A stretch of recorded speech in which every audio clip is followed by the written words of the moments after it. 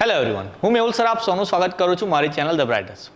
તો આજનો આ વિડીયો છે આપણો મેન્યુફેક્ચર એન્જિનિયરિંગ 2 એટલે કે ME2ના મોસ્ટ એમપી ક્વેશ્ચન માટે. હવે ચાહે તમે રેગ્યુલરની એક્ઝામ આપવાના હોય કે રેમિડિયલની એક્ઝામ આપવાના હોય, જેટલા બી સ્ટુડન્ટને ME2 સબ્જેક્ટ આવતો હોય એ બધા સ્ટુડન્ટ માટે આ ઇમ્પોર્ટન્ટ વિડીયો છે. આ વિડીયોની અંદર ME2ના મોસ્ટ એમપી ક્વેશ્ચન આપણે જોઈશું કે જે GTU એક્ઝામમાં મેક્સિમમ ચાન્સીસ છે કે આમાંથી જ ક્વેશ્ચન આવશે.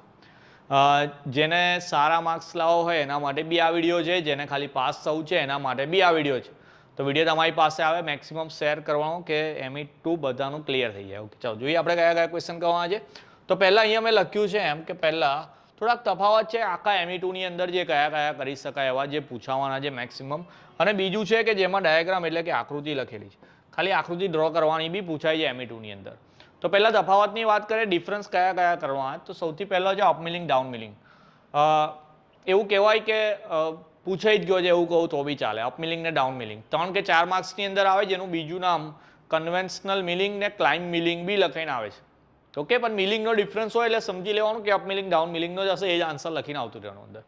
ઓકે, બીજો ઓર્થોગોનલ કટિંગ અને ઓબ્લિક કટિંગ, ગુજરાતીમાં કહેવાય કાટખૂણીય કટિંગ અને ત્રાંસુ કટિંગ. પહેલા ચેપ્ટરનો છે, 4 માર્ક્સમાં પૂછાય, બંનેમાં 4 પોઈન્ટ્સ લખવા પડે. વારંવાર વસ્તુ મારથી બોલાઈ જાય છે કે આ તો કરવાનો જ છે, પૂછાય છે, પણ આ વિડીયોમાં જેટલા ક્વેશ્ચન છે એ બધા જ કમ્પલસરી બધાએ તૈયાર કરવાના છે. ઓકે, કોઈ ક્વેશ્ચનમાં બોલીશ, કોઈકમાં મારથી નહીં બોલાતી એવું, પણ એનો મતલબ એવો નહીં કે ઇમ્પોર્ટન્ટ નહીં. અહીંયા જેટલા બી ક્વેશ્ચન એ લખેલા છે બધા જ ઇક્વલી ઇમ્પોર્ટન્ટ છે. ઓકે, થર્ડ નંબરનો છે આપણે metal forming and generating. Okay, metal forming ને જનરેટિંગ વચ્ચેનો તફાવત. જે લોકો ગુજરાતી મીડિયમવાળા છે અહીંયા ઇંગ્લિશમાં લખ્યું છે, એનું કારણ છે કે મેટલ ફોર્મિંગ બી ગુજરાતીમાં લખાઈને આવશે, એનું કોઈ ગુજરાતી ટ્રાન્સલેશન હોતું નહીં. ઓકે, ફોર્થમાં છે 3 જો એન્ડ 4 જો, આ બી 100% પૂછાશે જો પાછુંમાંથી કહેવાય ગયું. બરાબર, તો અહીંયા લખેલા બધા જ ક્વેશ્ચન 100% IMP જ છે, પણ જેમાં વધારે ભાર આપી દેવાય છે તો પછી તમારે બી એને સમજી લેવાનું શું કહેવા માગું છું. 3 જો 4 જો છે એ વર્ક હોલ્ડિંગ ડિવાઇસ છે લેથ મશીન માટે, તો મે બી ડિફરન્સમાં આવે તો એક્સપ્લેનમાં બી આવી શકે છે, પણ જે આન્સર તમે ડિફરન્સમાં લખતા હોય એ જ આન્સરને પોઈન્ટ વાઇઝ લખવાનો, એને જ એક્સપ્લેનેશન કહેવાય. શેપર મશીન, પ્લેનર મશીન બી 4 માર્ક્સમાં પૂછાવાના ચાન્સીસ મેક્સિમમ એના. ડાયાગ્રામની વાત કરીએ તો સિંગલ પોઈન્ટ કટિંગ ટૂલ ને ટ્વિસ્ટ ડ્રીલ તો પૂછાઈ જ ગયું છે એક્ઝામની અંદર.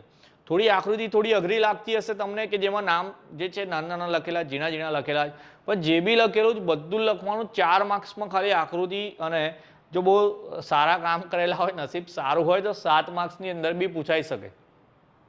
એટલે એવું નહીં રહેવાનું કે 4 માર્ક્સમાં જ આવશે. જો કદાચ 7 માર્ક્સમાં પૂછી જાય અને જો તમે અંદર નામ ના લખો તો તમારા વધારે માર્ક્સ કપાઈ જાય એના. તો ટ્વિસ્ટ ડ્રીલ છે અને સિંગલ પોઈન્ટ કટિંગ ટૂલ છે, બંનેની આકૃતિ એકદમ પાકી તૈયાર કરવાની, એની સાથે સાથે લેથ મશીનનો બ્લોક ડાયાગ્રામ અને વર્ટિકલ મિલિંગ મશીનની બી, એટલે 4 આકૃતિ તૈયાર કરવાની છે. લેથ મશીનનો બ્લોક ડાયાગ્રામ જો બુકનો અઘરો લાગતો હોય ગૂગલ કરી લો, સિમ્પલ લાગે છે એ ડ્રો કરી શકો, વેલિડ છે. ઓકે, આ 4ની વાત કરું કે જેમાં ડાયાગ્રામ છે પણ નામ સાથે તૈયાર કરવાના, એ બહુ જરૂરી છે. ચલો એના પછી જોઈએ નેક્સ્ટ. તો આ થઈ ગયા આપણા ડિફરન્સ થઈ ગયા અને આકૃતિ કઈ કઈ કરવાની. ચલો એના પછી આવે ક્વેશ્ચન છે આપણા જે થિયરિટિકલ કયા કયા કરીશું. તો પહેલો ક્વેશ્ચન છે આપણો અહીંયા ટાઈપ્સ ઓફ ચિપ, કે ચિપના પ્રકારો કયા કયા છે. 3 ટાઈપની જે ચિપ છે એ સમજાવવાની. સેકન્ડમાં છે properties and necessity of cutting fluid. Cutting fluid કેમ વાપરવાનું એટલે નેસેસિટી જરૂરિયાત થઈ ગઈ, અને જે કટિંગ ફ્લુઇડ વાપરવું છે એની અંદર પ્રોપર્ટી એટલે કયા કયા ગુણધર્મો હોવા જોઈએ. એના પછી classification of lathe machine, lathe મશીનનું વર્ગીકરણ, લેથ મશીન કેટલા ટાઈપના આવે એ બતાવવાનું છે. ફોર્થમાં જે work holding devices of lathe machine, તમને જે કીધું એ 3 જો 4 જો છે, મેગ્નેટિક ચક છે, એ બધા વર્ક હોલ્ડિંગ ડિવાઇસ છે. હવે એક્ઝામમાં એવું આવે કે list out the work holding device of lathe machine and explain એની. તો આપણે 3 જો 4 જો કરવાના જ છે, અલગથી બી પૂછવાનું, તો પછી વર્ક હોલ્ડિંગ ડિવાઇસમાં બી 3 જો 4 જો લખવાનું છે આપણે. ઓકે, ફિફ્થમાં છે ક્લાસિફિકેશન ઓફ મિલિંગ મશીન. હવે જો જેટલા બી મશીન છે, લેથ મશીન છે, ડ્રિલિંગ મશીન છે, મિલિંગ મશીન છે, શેપર મશીન છે, એ બધાના ક્લાસિફિકેશન તો આપણે કરવાના છે, વર્ગીકરણ. કોઈ બી 2 કે 3 ક્લાસિફિકેશન એક્ઝામમાં હશે 3 માર્ક્સમાં હશે, કાં તો મેક્સિમમ 4 માર્ક્સમાં, 7 માર્ક્સમાં નહીં આવે. Operation of milling machine. Okay, ચાલો મિલિંગ મશીન પર કયા કયા ઓપરેશન થાય અને same operation of lathe machine. આ ક્વેશ્ચન એવા છે કે જે 7 માર્ક્સમાં પૂછાઈ શકે. ઓપરેશન કેટલા આવે? ઓપરેશન આમ તો વધારે લેથ મશીનમાં તો 16-17 ઓપરેશન આપેલા છે. તો એ 16-17 જેટલા બી ઓપરેશન છે નામ બધા યાદ રાખીશું, કોઈ 1-2 ડિટેલમાં એક્સપ્લેન કરવાના આવશે. જેવું મિલિંગમાં બી પેલું એન્ડ મિલિંગ છે, ગેંગ મિલિંગ છે, જે અલગથી બી પૂછાતું હોય છે, તો પછી ઓપરેશનની સાથે સાથે એ તૈયાર કરવાનું. ઇન્ડેક્સિંગ વાળો ક્વેશ્ચન પૂછાઈ ગયો છે એવું કહી દઉં છું, ઇન્ડેક્શન ઓફ મિલિંગ મશીન. તો ઇન્ડેક્શનની જે 5 મેથડ છે આઈ થિંક સિમ્પલ કમ્પાઉન્ડ વાળી, એ મેથડ તૈયાર કરવાની બધી જ 7 માર્ક્સમાં પૂછાય છે. તો પહેલા 2 જે છે એને ડિટેલમાં એક્સપ્લેન કરતા બી તૈયાર કરી લેજો. ઓકે, ચાલો 9થમાં જે explain radial drilling machine with diagram, તો આકૃતિ બી ડ્રો કરવાની છે રેડિયલ મિલિંગ મશીનની અને એને સમજાવવાનું બી છે. આગળ જે પેલા પ્રશ્નો હતા એમાં ખાલી આકૃતિ કીધી મેં તમને, અહીંયા આને આકૃતિ સાથે સમજાવવાનું બી છે. ચલો આગળ જોઈએ આપણે.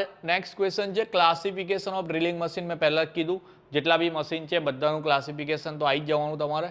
તો અહીંયા જેવી રીતે ડ્રિલિંગ મશીનનું લખ્યું છે, નીચે દેખીએ ગ્રાઇન્ડિંગ મશીનનું બી ક્લાસિફિકેશન છે. ઓકે, ચાલો 10 થઈ ગયો. 11થમાં જોઈએ explain shaping machine with diagram. તો શેપર મશીન કે શેપિંગ મશીન લખાઈને આવે એને ડાયાગ્રામ સાથે સમજાવવાનું છે.